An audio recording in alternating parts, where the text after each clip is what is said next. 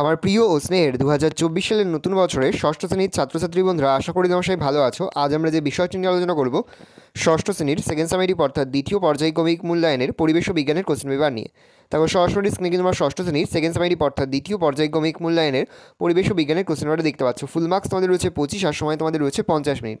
একে দাগে রয়েছে সঠিক উত্তরটি নির্বাচন করো, যে কোনো 6টি প্রতিবর্ষের মান 1 করে 1 × 6 = 6। প্রথম, চুনাপাথর একটি আগ্নেয় শিলা, পাললিক শিলা, পরিবর্তিত শিলা না কদর্ম শিলার উদাহরণ উত্তর হবে পাললিক শিলার উদাহরণ।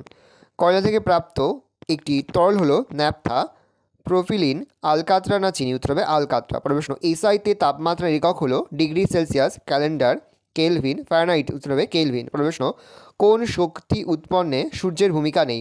রাসায়নিক শক্তি, তাপ শক্তি, পারমাণবিক শক্তি না তড়িৎ শক্তি উত্তর হবে পারমাণবিক শক্তি। পরের প্রশ্ন, বলের এসআই একক হলো ডাইন আর্ক নিউটন না অ্যাম্পিয়ার উত্তর হবে নিউটন। পরের প্রশ্ন, প্রমাণ বায়ুমণ্ডলীয় চাপের মান 74 সেমি পারস্তম্ভ, 75 সেমি পারস্তম্ভ, 76 সেমি পারস্তম্ভ, 77 সেমি পারস্তম্ভ উত্তর হবে 76 সেমি পারস্তম্ভ। প্রশ্ন, একজন প্রাপ্তবয়স্ক মানুষের দেহে মোট হাড়ের সংখ্যা 350টি, 300টি, 206টি, 602টি উত্তর হবে 206টি। প্রশ্ন, ক্ষত স্থানে রক্ত জমাট বাঁধতে সাহায্য করে লোহিত রক্তকণিকা, শ্বেত রক্তকণিকা, অণুচক্রী না প্লাজমা উত্তর হবে অণুচক্রিকা।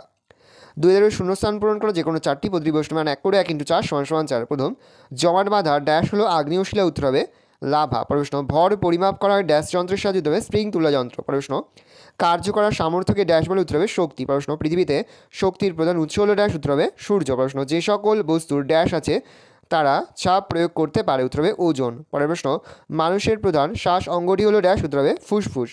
3 দাগের রয়েছে নিম্নলিখিত প্রশ্নগুলির এক কথায় উত্তর দাও, যে কোনো 4টি প্রতিবর্ষের মান 1 করে 1 × 4 = 4। প্রথম, বক্সাইট কোন ধাতুর প্রধান আকরিক উত্তর হবে অ্যালুমিনিয়াম। প্রশ্ন, উষ্ণতা মাপা হয় কোন যন্ত্রের সাহায্যে উত্তর হবে থার্মোমিটার। প্রশ্ন, সাধারণ ব্যাটারিতে কোন শক্তিতে রূপান্তরিত হতে হবে রাসায়নিক শক্তি থেকে তড়িৎ শক্তিতে রূপান্তর ঘটে। প্রশ্ন, কোন যন্ত্রের সাহায্যে বায়ুর চাপ মাপা হয় উত্তর লিখবে ব্যারোমিটার যন্ত্রের সাহায্যে বায়ুর চাপ মাপা হয়। প্রশ্ন, একজন সুস্থ সবল প্রাপ্তবয়স্ক মানুষের হৃদস্পন্দনের হার কত মিনিটে 72 থেকে 80 বার। অণুচক্রিকার কাজ কি? অণুচক্রিকা কোনো ক্ষত স্থানে রক্ত জমাট বাঁধতে সাহায্য করে। পরে 4 দাগে নিম্নলিখিত প্রশ্নগুলির সংক্ষিপ্ত উত্তর দাও, যে কোনো 4টি প্রতিবর্ষের মান 2 করে 2 × 4 = 8। প্রথম, পাললিক শিলা কাকে বলে উত্তর লিখবে হ্রদ, সমুদ্রের জলের নিচে জমা পলি মাটির গভীরে তাপ ও চাপের প্রভাবে লক্ষ লক্ষ বছর ধরে যে রূপ নেয় তাকে পাললিক শিলা বলে, যেমন সেল, চুনাপাথর। জীবাশ্ম কাকে বলে? মাটি তলায় চাপা পড়া জীবদেহ থেকে প্রাপ্ত যে জিনিসগুলো জ্বালানি রূপে ব্যবহৃত হয় তাদের জীবাশ্ম জ্বালানি বলে, যেমন কয়লা। লব্ধ একক কাকে বলে উদাহরণ দাও? যেসব রাশিগুলি এক বা একাধিক প্রাথমিক বা মৌলিক এককের সাহায্যে গঠিত হয় তাদের লব্ধ একক বলে, উদাহরণ ক্ষেত্রফল, আয়তন, বেগ ইত্যাদি রাশিগুলির একক। খাদ্য শৃঙ্খল কাকে বলে? যে পদ্ধতিতে খাদ্যশক্তি উৎপাদক সবুজ উদ্ভিদ থেকে ক্রমপর্যায়ে খাদ্যখাদক সম্পর্কযুক্ত বিভিন্ন প্রাণীগোষ্ঠীর মধ্যে একমুখে প্রবাহিত হয় সেই শক্তি প্রবাহের ক্রমিক পর্যায়কে খাদ্য শৃঙ্খল বলে। পর হচ্ছে, হৃৎপিণ্ড কীভাবে রক্ত শুদ্ধ করে ও সারা শরীরে পাঠায়? হৃৎপিণ্ড ফুসফুসীয় ধমনির মাধ্যমে ফুসফুসে রক্ত পাঠায়। ফুসফুসে রক্ত থেকে অনেকটা CO2, এটা CO2 হবে, CO2 বের হয়ে যায়। তারপর সেই রক্ত ফুসফুসীয় শিরার মাধ্যমে হৃৎপিণ্ডের বাম অলিন্দে তারপর বাম নিলয়ে পৌঁছায়। বাম নিলয় সংকুচিত হলে মহাধমনী দিয়ে রক্ত সারা শরীরে ছড়িয়ে পড়ে।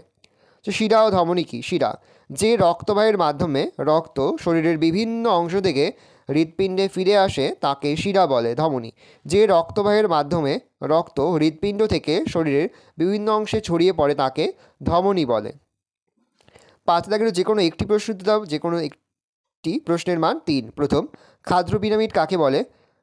তার সঙ্গে পারমাণবিক শক্তি কাকে বলে উদাহরণ দাও?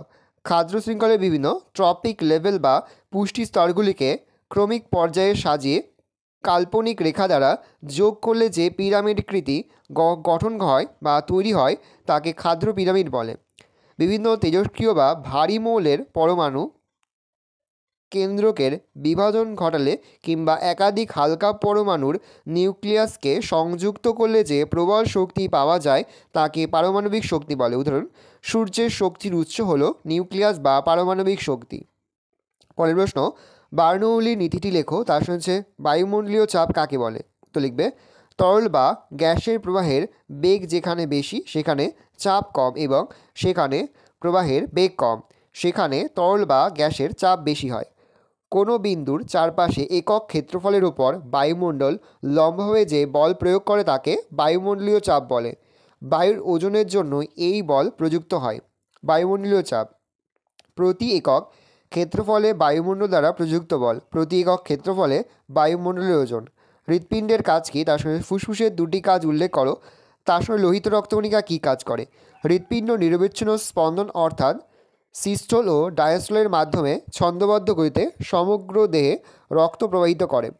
ফুসফুসের কাজ বাতাস থেকে অক্সিজেনকে রক্তে পৌঁছে দেয়। প্রায় চেঞ্জ করবে, শরীরে তৈরি হওয়া কার্বন ডাইঅক্সাইড রক্ত টেনে শরীর থেকে বের করে দেয়। লোহিত রক্তকণিকা ফুসফুসের কাছ থেকে অক্সিজেনকে শরীরের বিভিন্ন স্থানে পৌঁছে দেয়। ভালো করে দেখে নাও, এই রয়েছে টোটাল তোমাদের সেকেন্ড সামেটিভ অর্থাৎ দ্বিতীয় পর্যায়ক্রমিক মূল্যায়নের ষষ্ঠ শ্রেণীর পরিবেশ ও বিজ্ঞানের কোশ্চেন পেপার। ভালো করে কোশ্চেন পেপারটা দেখে নাও।